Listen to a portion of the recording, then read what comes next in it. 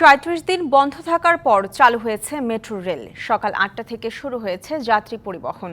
পুরনো সময়সূচিতেই চলাচল করছে ট্রেন। তবে সংস্কার কাজের জন্য মিরপুর ১০ এবং কাজীপাড়া স্টেশনে আপাতত ট্রেন থামবে না।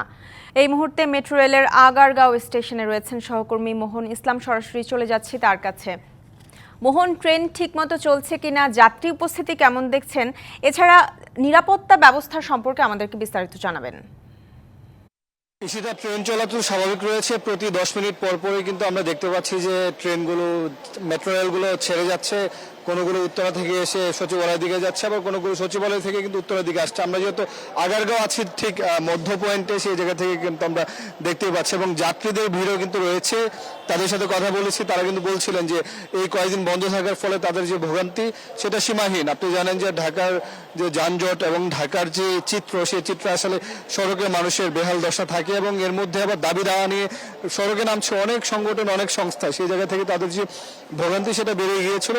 মেট্রো রেল চালুর ফলে একটু কমেছে। আমরা কয়েকজন যাত্রীর সাথে একটু কথা বলার চেষ্টা করব, জানবো তাদের থেকে যে আসলে মেট্রো চালুর পর তাদের কি সুবিধা হচ্ছে। এই আপনার সাথে একটু যদি কথা বলি, 37 দিন মেট্রো বন্ধ ছিল, কি ধরনের ভোগান্তি হয়েছে, চালু হওয়ার পর কি ধরনের সুযোগ সুবিধা পাচ্ছেন? আমাদের যেখানে আমরা এখান থেকে মতিঝিলি অফিস করতাম, মাত্র 15 মিনিটে চলে যেতাম।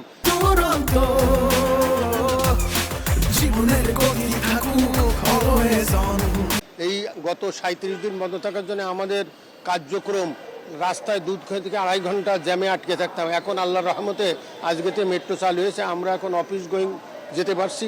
আমাদের এটা একটা মানে কি বলবো, অবিস্মরণীয় পাওনা। ধন্যবাদ আপনাকে। ঈশ্বরে যেমনটা শুনছিলেন যাত্রীরা বলছিলেন, তার বাইরেও কিন্তু যে সড়ক পরিবহন সেতু উপদেষ্টা এবং রেলপথ মন্ত্রণালয়ের উপদেষ্টা যিনি রয়েছেন ফজল কবির খান, তিনি কিন্তু এসেছিলেন মেট্রো রেল পরিদর্শন শেষে তিনি চলে গিয়েছেন। তিনি কিন্তু যাওয়ার আগে আমাদের সাথে কথা বলেছেন। তিনি কিন্তু জানিয়েছেন যে মেট্রো রেলে যেন ভবিষ্যতে কোনো ধরনের ক্ষয়ক্ষতিতে না পড়ে বা কোনো ধরনের ধ্বংসাত্মক কাজে না ব্যবহার করা হয়, সেই জায়গা থেকে সচেষ্ট থাকা হবে এবং মিরপুর 10 ও কাজীপাড়া যেন দ্রুত সময়ের মধ্যে চালু করা যায় সেই অ্যাসেসমেন্ট করা হচ্ছে, সেই বিষয়ে কার্যক্রম নেওয়া হচ্ছে।